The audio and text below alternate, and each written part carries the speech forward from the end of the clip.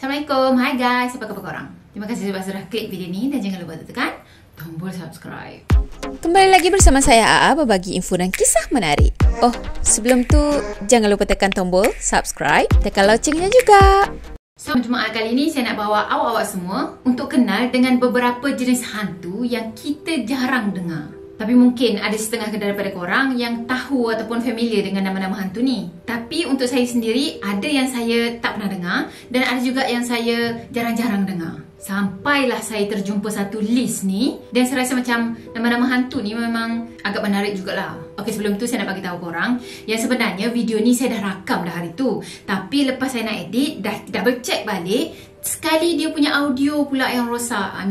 Bukanlah rosak, tapi memang out terus lah. So memang video tu memang tak boleh pakai terus. Sebab itulah saya terpaksa rakam balik. Dan lepas ni korang jangan terkejut, tiba-tiba boleh bertukar baju, bertukar wajah semua kan. Saya bukannya hantu pun nak bertukar-tukar macam itu. So untuk video kali ni saya akan listkan 5 jenis hantu yang jarang kita dengar. Yang pertama adalah hantu Bota. Jadi hari tu saya pernah cerita tentang satu kampung yang namanya Bota kan. Kalau tak salah saya, video tu tajuknya Misteri Kematian Lenggang. Yang mana Bota ni sebenarnya adalah sebuah kampung yang ada dekat Perak. Dan dia ada Bota kanan, Bota kiri. Dan ramai jugalah antara korang yang tolong betulkan saya. Katanya Bota tu sendiri, kalau orang sana dia bukan panggil Bota tau. Dia bukan baca Bota tapi Bote. Tak tahulah sebab korang tulis dan saya tak dapat dengar apa perkataan ataupun apa bacaan yang sepatutnya. Tapi mungkin Bote macam gitulah kot, ala-ala Perak macam tu kan. Angguk je lah iya kan. Lagi sekali, Bote. Bota. Tapi untuk orang yang bukan orang Perak, bukan asal Perak, memang akan baca Bota je lah.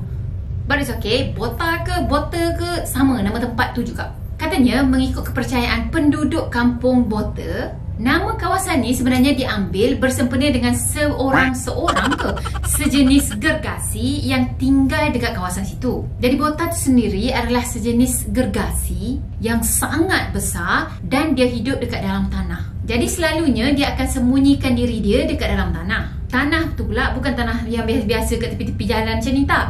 Tapi tanah tu adalah tanah yang ada dekat dalam gua. Orang tu dulu cakap, Bota ni dia akan keluar daripada tempat persembunyian dia pada masa-masa tertentu je. Dan dia sangat-sangat sukakan budak-budak yang tak pakai seluar. Lain macam Bota ni, macam pedofil pun ada. Katanya, mana-mana budak yang dia jumpa yang tak pakai seluar, memang dia akan culik budak tu. Untuk apa? Wallahualam. Jadi kebanyakan masa dia tu memang dihabiskan kat dalam tanah. So dia sendiri memang jarang keluar. Apatah lagi nak terserempak dengan manusia. Jadi katanya orang tua-tua dulu cakap yang Bota ni adalah satu gergasi yang sangat besar. Lepas tu badannya tu sebiji macam tanah. Yelah dari segi warna, rupa memang samalah. Tambah-tambah lagi kalau dia ada dekat kawasan yang berlumpur, memang dia dengan lumpur sama, tak ada beza. Katanya dia juga selalu muncul dekat kawasan rimbunan Buluh Kuning dan dekat tepi-tepi sawah yang ada ikan puyuh. Tapi kalau sekali kita bayangkan kan, kalau kita pergi dekat tepi sawah kononnya nak tangkap ikan puyuh lah kan. Orang kat Perak sana kan dia orang suka buat perkasam, sedap tu perkasam. Tiba-tiba pula puasa-puasa. Dah nak pergi tangkap ikan puyuh ni, sekali tengok ada mata tengah kelip-kelip dalam air. Rupa-rupanya itu adalah Bota. So macam mana tu? Nak lari ke nak tangkap? Macam tak ada kerja dah pula nak tangkap kan. Jadi sekali pandang macam itu je memang orang takkan perasan itu adalah Bota. Orang akan cakap itu adalah tanah biasa je. Jadi disebabkan dia tu sendiri jarang-jarang je keluar, maksudnya haiwan dan juga manusia ni bukanlah makanan utama dia. Tapi zaman dulu bila ada je orang yang hilang dekat kawasan situ, memang orang akan kaitkan benda tu dengan Bota. Katanya Bota ni dia selalu keluar waktu petang sebelum maghrib. Mungkin sebab itulah kot orang tua dulu memang marah sangat kalau kita keluar daripada pagi ataupun tengah hari, dah senja-senja tak pun malam baru sampai ke rumah. Sebab sebelum maghrib itulah banyak makhluk-makhluk yang mungkin berkeliaran mencari mangsa. Dan kawasan yang dia selalu keluar, selalu munculkan diri adalah kawasan dekat area Sungai Perak. So memang ramai yang percaya kalau orang yang keluar waktu tu sebelum maghrib tu dan berkeliaran pula dekat area Sungai Perak tu, memang mereka akan cakap orang tu diculik Bota. Dan orang dulu mereka juga percaya yang mesti orang yang hilang tu dah langgar pantang larang. Tapi apa pantang larangnya tak disebutkan di sini. Jadi mitos botak ni sendiri sebenarnya dah wujud daripada abad ke-18 lagi. Ada yang berpendapat botak tu sendiri adalah semangat, macam jin macam tu lah kan. Dan ada juga yang cakap itu adalah mambang hutan. Mesti korang pernah dengar kan, P.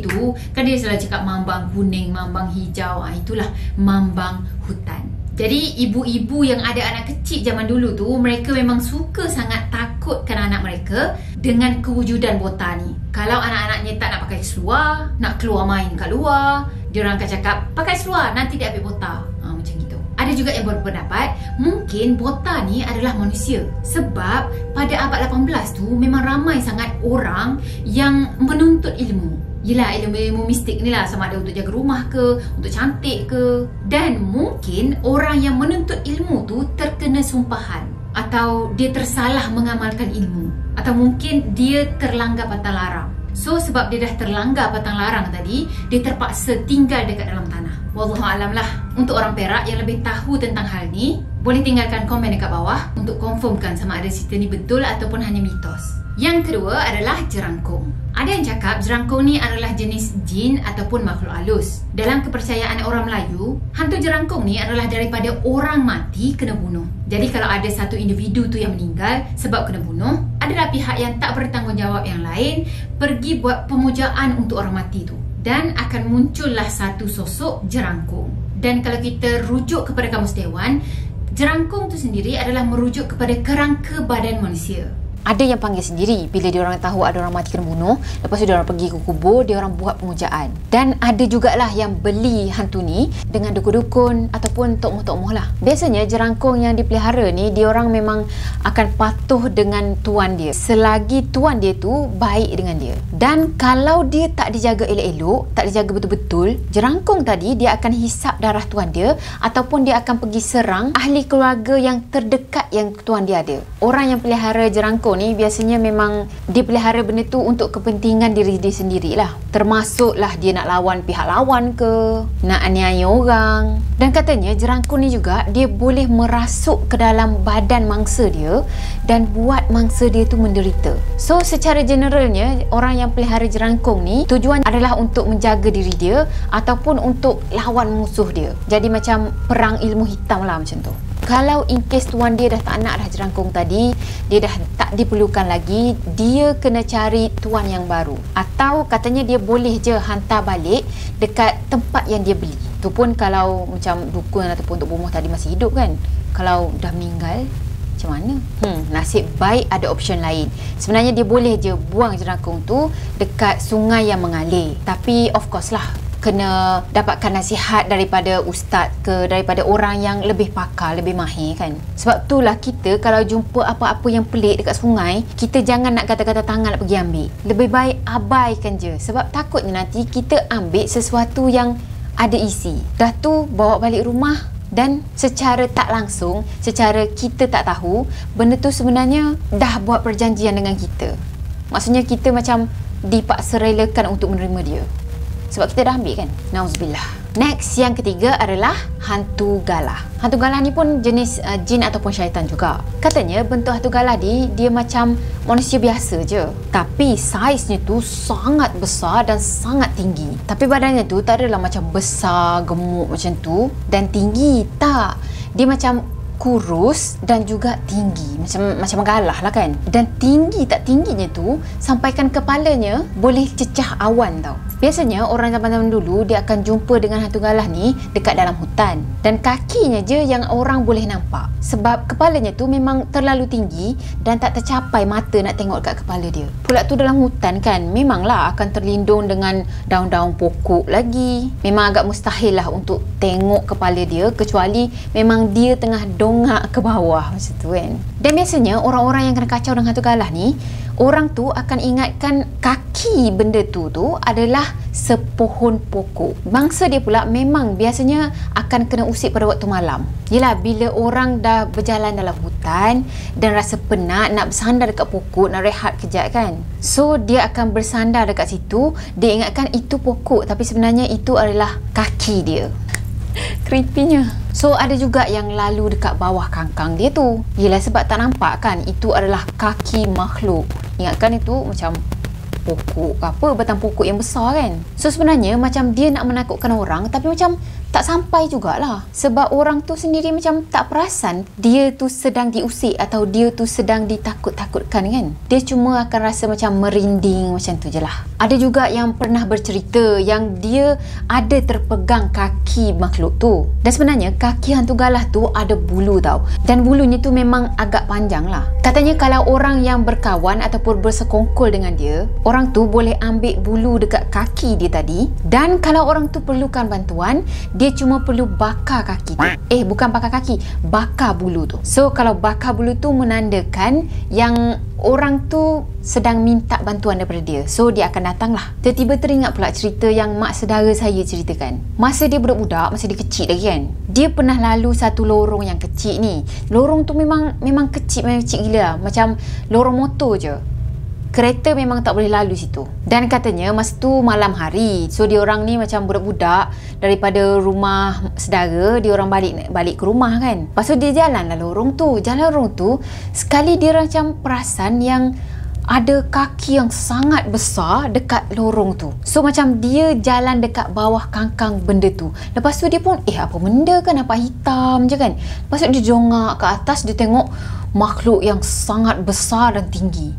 Dah tu apa lagi, larilah dia. Dan sebenarnya benda tu dia tak cerita kat siapa-siapa pun, dan dia tak tahu pun itu tu makhluk apa. Okay, next. Yang keempat adalah hantu apu. Korang yang pernah dengar tentang hantu apu ni, korang boleh komen dekat bawah. Sebab ini memang betul-betul first time saya dengar. Jadi katanya hantu apu ni adalah hantu yang jenis tak bahaya. Hantu apu ni juga dikenali sebagai hantu mat. Saya tak pasti sama ada bacaannya hantu mat ataupun hantu mat. Sebab hantu ni dia akan menyerupai tikar. So hantu jenis ni dia macam suka sangat bersosial. Dia suka pergi ke tempat-tempat keramaian. Sama ada orang tu adakan majlis perkahwinan ke, adakan majlis tari menari ke, majlis menyanyi ke, tapi bukan majlis agama lah. Katanya kalau dia pergi ke majlis-majlis tu semua, dia akan mewujudkan diri dia dalam bentuk tikar. Mungkin sebab orang dulu-dulu ni kan, dia orang sediakan tikar untuk buat keramaian apa-apa. Untuk buat majlis apa-apa je, dia orang akan bentangkan tikar dan orang pun akan datang dan duduk atas tikar tu. So mungkin sebab itulah dia munculkan diri dia sebagai tikar. Jadi orang-orang yang datang tu nanti, dia akan duduk atas tikar tu. Maksudnya duduk atas dia. Creepy-nya. Itu kalau orang tak perasan tau. Tapi kalau orang perasan yang aku belum bentang tikar lagi dekat sini, aku baru je pergi ambil, sekali dah ada tikar, siapa yang letak kat sini? Lepas tu tanya orang tu, oi kau ada letak tikar kat sini? Tak ada. Tanya orang ni pula, kau ada letak tikar kat sini? Tak ada juga. Dah masa tu orang pun syak lah kan, jangan-jangan engkau ni, masa orang syak macam tu, terus dia gaib. So memang dia boleh melarikan diri dengan gaib macam tu je. Tapi kalau orang zaman sekarang ni kan jarang sangat dah pakai tikar kan. Tambah-tambah lagi tikar tradisional yang orang dulu-dulu anyam tu, tikar mengkuang yang asli tu kan. Rasanya dah tak ada dah orang gunakan tikar tu bila ada majlis-majlis macam kenduri kahwin ke apa. Tapi wallahualam lah, mungkin dekat pedalaman betul diorang masih lagi menggunakan tikar tu. Yelah sekarang ni kan dah timbul dah kapet yang berbagai color, berbagai warna, berbagai corak, cantik. Yang mak-mak tengok pun macam berair mulut macam ni kan. Maunya tak beli satu tu, kena cukur habis misai dengan janggut lelaki dia tu. Marah punya pasal. So macam mana kalau orang sekarang ni memang dah tak guna langsung dah tikar tu, dia akan datang dalam perwujudan apa pula? Agak-agak korang dia akan datang dalam bentuk apa? Ngeri bila sekali kita fikir. Orang sekarang ni kan kalau buat kenduri kahwin, dia akan buka kemah kan. Dah tu dia orang akan pasang meja dengan tempat duduk banyak-banyak kan. Sekali macam mana kalau sebenarnya dekat meja tu kita makan dengan dia sebenarnya kat sebelah tu? Yelah selalunya kalau tak ada kosong, kita akan duduk je dekat mana-mana kan. Memang ngeri lah sekali fikir. Okay, next dan yang terakhir adalah hantu suhu bidai. Ini pun first time juga saya dengar. Katanya hantu suhu bidai juga dikenali sebagai hantu balung bidai. Dan of course lah, hantu bidai ni pun dari kalangan jin dan juga syaitan juga. Jadi hantu bidai ni adalah jenis jin yang tak dipelihara orang. Dia hidup secara liar dan dia akan berkeliaran dekat kawasan yang berair. Kononnya hantu bidai ni sendiri adalah asal daripada semangat jahat yang tinggal dekat dalam air tu. Jadi kalau hantu apu tadi boleh bertukar menjadi tikar, hantu bidai ni juga dia boleh bertukar menjadi tikar juga. Tapi dia akan bertukar menjadi tikar dekat dalam air. Dan Dan tak adalah betul-betul dia mewujudkan diri jadi tika mengkuang tu, tak macam pelik pula kalau orang tengok dekat tengah-tengah sungai sana ada tika, macam pelik je ada tika kan. So dia tak mewujudkan sebagai tika mengkuang tu, tak. Tapi katanya benda tu akan muncul dalam bentuk buih-buih yang sangat besar dan seolah-olah macam jadi satu tika dekat atas air tu. Dan katanya dia akan gulung mangsa dia dengan tika tadi dan lemaskan mangsa dia. Jadi kalau dah sampai membunuh tu, memang benda tu adalah sesuatu yang jahat kan. Orang tua dulu-dulu cakap, hantu bidan ni dia akan datang dalam bentuk pusaran air atau kanvas putih yang terbentang dekat permukaan air. Dan kononnya akan menarik minat manusia yang tengah mandi-mandi dekat tepi-tepi ni untuk tahu apa benarlah yang colour putih yang dekat tengah-tengah sungai tadi. Dan katanya ada juga yang datang dalam bentuk ular bidang, iaitu ular yang sangat besar. Biasanya hantu bidan ni dia akan tinggal dekat kawasan berair yang mendap. Contohnya macam kawah sungai, empangan, lombong yang dah lama terbiar dan juga tasik-tasik yang kita nampak macam damai je, macam tak ada apa-apa. Katanya kalau hantu bidan ni muncul, dia akan muncul dengan daun-daun kering yang dah terbenam dekat dasar sungai tadi. Dan katanya daun-daun tu semua dia akan muncul dalam bentuk daun yang kering. Kata orang-orang, kalau daun tu kita ambil, lepas tu kita cucuh dengan api, menyala. Nak ceritanya betapa keringnya daun tu. Walaupun daun tu dah lama dah ada dekat dasar sungai. Jadi sebenarnya benda tu sesuatu yang mustahil. Kalau satu daun sehelai, kalau sehelai daun yang dah ada lama dah dekat dasar sungai, mestilah dia akan jadi macam lembik ataupun membengkak macam tu kan. Tapi daun tadi bila timbul dekat permukaan air tu, bila kita ambil, kita boleh cucuh. Muttatil. Jadi mangsa kepada hantu bidan ni pula, katanya dia akan mengalami kejang-kejang kaki. Ialah masa dia duduk berenang-renang tu, tiba-tiba dia akan rasa kejang. Dah tu ada juga yang rasa macam susah nak bergerak dalam air. Dan last kali dia orang akan mula tenggelam ke dalam air, macam ditarik ke dalam air dan lemas dekat dasar sungai. Ada juga yang berpendapat yang mengatakan hantu bidan ni memang dia akan muncul dalam bentuk ular yang sangat besar. Lepas tu dia akan menjala dekat permukaan air tu. Dan ada yang cakap kepala ular tadi dia berbentuk bulat macam tu. Dan dia ada rambut-rambut yang dipenuhi dengan ular-ular berbisa. Wallahualam lah betul ke tak. Dan itu mungkin juga selari dengan mitos kewujudan naga kan. So wallahualam sama ada itu betul ular yang memang tinggal dekat dasar sungai, ataupun itu memang betul naga, ataupun memang betul itu adalah hantu suhu bidah. The end. Okey, itulah dia 5 jenis hantu yang memang saya tak biasa dengar. Ada yang biasa dengar tapi jarang lah dengar. Macam jerangkung.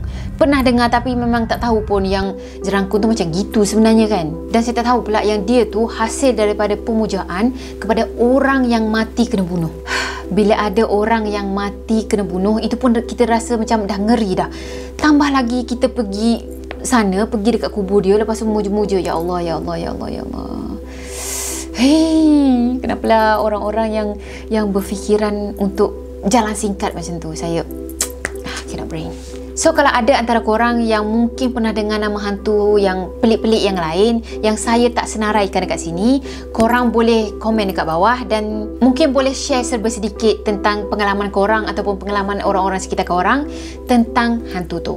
At least kita sama-sama share apa yang saya tahu, apa yang saya cari, saya share, dan apa yang korang tahu, korang share dengan saya. So saya rasa sampai di sini untuk video kali ni. Saya harap korang sukakan video ni. Dan kalau korang sukakan video ni, jangan lupa tekan tombol like, comment, share dan juga subscribe. Jumpa lagi di next video. Bye bye. Assalamualaikum warahmatullahi wabarakatuh. Bye bye.